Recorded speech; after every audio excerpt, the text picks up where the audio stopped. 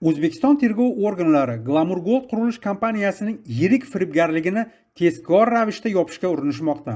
Bu kompaniya davlat tomonidan ichki investorlarni amaliy ravishda talashning ramziga aylangan. Qurilish kompaniyasi yuqori lavozimli mulozimlar va kuch ishlatar tuzilmalari vakillarining bevosita homiyligida faoliyat yuritgan. 6 yil mobaynida u aholini ommaviy ravishda aldash quroli bo'lib, yuzlab ulushdorlarni o'z uy joyi va mablag'laridan mahrum etdi. Obyektlarning elektron reyestrlariga kiritilmagani hamda nazorat organlarining loqaydligi korrupsion til biriktiruvining yaqqol dalilidir. Ishning shoshilinch yopilishi qonunni jinoyatchilar uchun himoya vositasiga, davlat institutlarini esa xalqni talon-taroj qilishdagi sheriklarga aylantirib qo'ydi. Natijada Glamour Gold tizimli aldov, jazosizlik va jamiyat xavfsizligiga tahdid timsoliga aylandi. 2024-yildan boshlab aldangan ulushdorlar o'z huquqlari buzilayotgani yuzasidan davlat organlariga qayta shikoyat bilan murojaat qilishgan. Biroq nazorat tuzilmalari, xususan O'zbekiston Respublikasi Vazirlar Mahkamasi huzuridagi qurilish va uy-joy kommunal xo'jaligi sohasida nazorat qilish inspeksiyasi real qonunbuzarliklarga tizimli ravishda ko'z yumib kelgan. Ular ulushdorlarni Glamour Gold obyektlari qurilishida hech qanday kamchilik va qoidabuzarliklar yo'qligiga ishontirib kelishgan. Vaholanki faktlar buning aksini ko'rsatar edi. Binolar eng qo'pol qoidabuzarliklar bilan qurilgan bo'lib, aholi xavfsizligiga tahdid solardi va xalqni ommaviy aldashning ko'p yillik sxemasining bir qismiga aylangan edi. У меня вопрос был. Кто вообще контролирует эту стройку? Вы? Какой именно Вот эту контроль? вот стройку. Вот нашу. Кто контролирует? Да, да. А сроки вы тоже контролируете? Качество строительства тоже контролируете? Да, он сейчас на узбекском. Куда вы сейчас тогда смотрите, когда мы уже вот по 4 года сидим здесь ждем? Я вам Он сказал, срок он не может контролировать. Вопрос задаю, можно на русском ответить? я не имею права, у меня нет полномочий контролировать сроки строительства. Я контролирую за ходом строительно-монтажных работ согласно утвержденному проекту. Как предупреждение, да, я хочу сказать, сейчас мы в скором будущем, может сегодня, может завтра, будем обращаться в администрацию президента, укажем ваши данные, что вы являетесь, вы сами представили, что вы контролируете. Да. Который не первый раз на этом собрании присутствует. Его фамилия будет Это указана. не представитель Хакимета, это представитель Нет, я не знаю. управления архитектуры строительства. Вас мы отметили, что вы контролируете, и что вы контролируете, стройка идет 4 года, и вы до сих пор контролируете. Обязательно отметим. Erkin O'zbekiston harakati o'tkazgan surishtiruv tergov organlarini harakatga kelishga majbur qildi. Shunga qaramay, jinoiy javobgarlik faqat Glamour Gold korxonasi rahbarlari zimmasiga yuklandi. Firibgarlik sxemasiga homiylik qilib kelgan yuqori lavozimli amaldorlar esa jazodan chetda qolmoqda. Ushbu ish bo'yicha 5 kishi hibsga olinganiga qaramay, Toshkent shahar Ichki ishlar bosh boshqarmasining tergov boshqarmasi tergovchilari jinoyatni bir guruh shaxslar tomonidan sodir etilgan deb malakalamagan. Bu esa davlat miqyosidagi yirik o'g'riliklarga amalda ko'z yumilayotgani hamda korrupsion zanjirlar himoya qilinayotganining yaqqol isbotidir. Joriy yilning 1-mart kuni jabrlangan ulushdorlarning tashabbuskor guruhi O'zbekiston Ichki ishlar vaziri Aziz Toshpo'latovning shaxsiy qabuliga kirishga muvaffaq bo'ldi. Vazir vaziyatni shaxsiy nazoratiga olishga va'da berdi va Toshkent shahar Ichki ishlar bosh boshqarmasining tergov boshqarmasi boshlig'i Dilmurod Mirsodiqovga masalani 10 kun ichida hal etish bo'yicha topshiriq berdi. Ammo vazirning qo'l ostidagilari uning topshirig'iga yuzaki yondashdilar.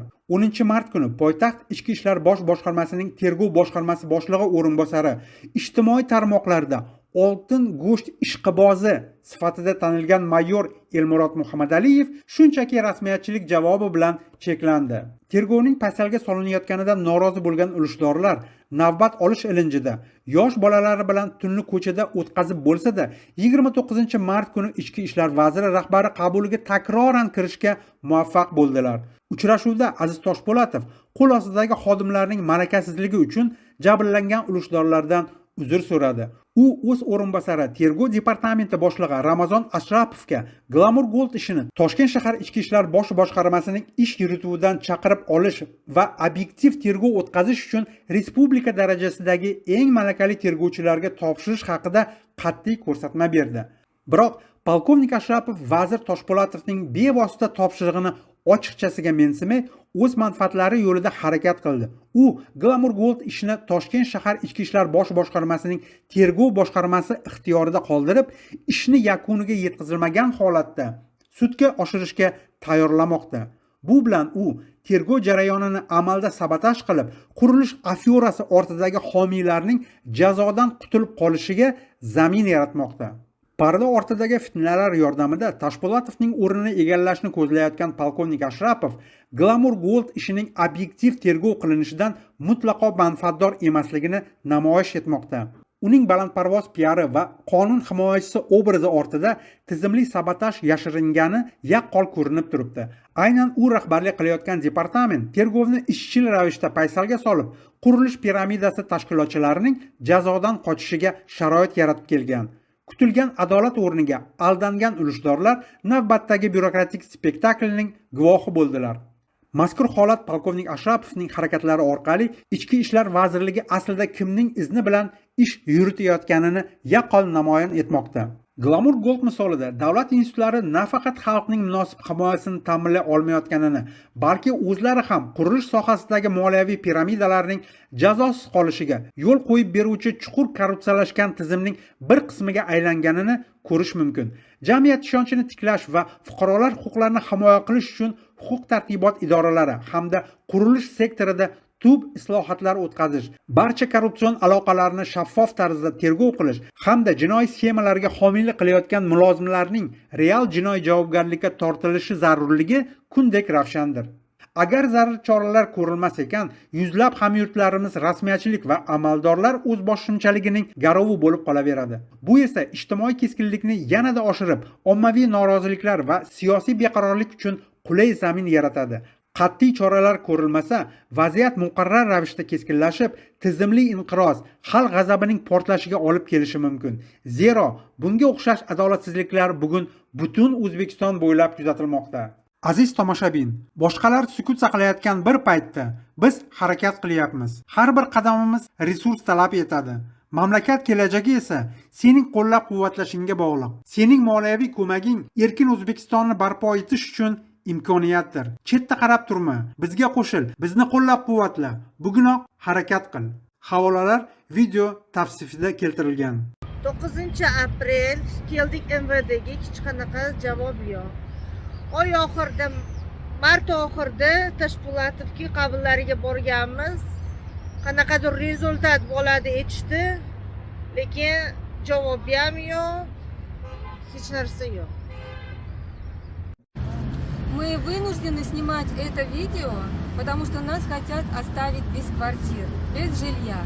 Компания мошенников незаконно распространяла рекламу о продаже квартир, новостройки и присвоила незаконным путем наши деньги.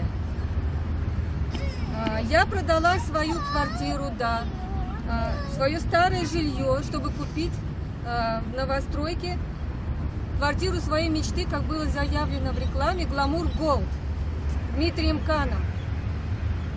И теперь уже 4 года я не могу попасть в свою квартиру.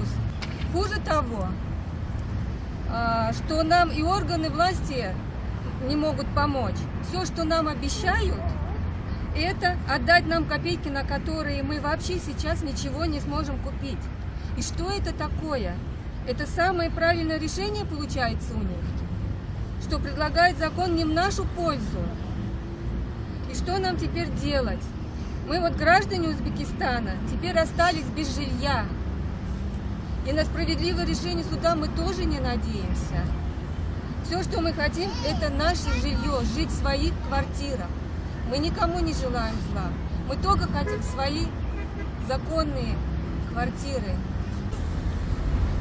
Государственные органы и ответственные госструктуры, давшие разрешение мошенникам на строительство компании Glamour Gold, в течение нескольких лет не могут принять решение о предоставлении нам оплаченной жилой площади. Сколько времени мы еще должны мучиться и ходить по всем инстанциям, чтобы получить свое законное жилье? Сегодня 9 апреля 2026 год. Мы стали жертвами мошенников. С 2022 года купили квартиры у Кан Дмитрия, Гламур Голд, и остались без жилья. 2 года ходим по всем инстанциям, Сенат, РУВД, ГУВД, городская районная прокуратура и МВД. И результата нет. Просим наказать виновных и вернуть наши квартиры.